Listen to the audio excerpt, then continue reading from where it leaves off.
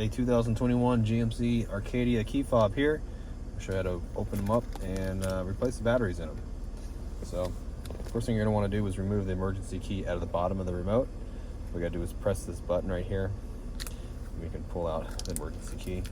And once we get that off, we're going to pry this back case off, and we're going to use pretty much a flathead screwdriver like this. Okay, put it in here sideways like this, and with the prying motion, just pry it open. Okay, just stuck in here like that. Pried it.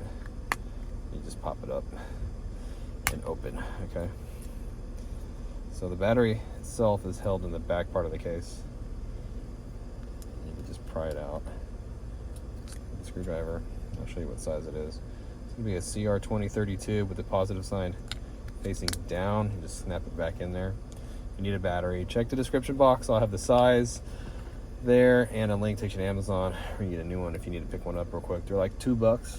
So snap everything back together like this when you want to get it all replaced, and then emergency key goes in, and you're all done. And I hope the video was helpful, and if it was, appreciate it if you'd hit that like button for me.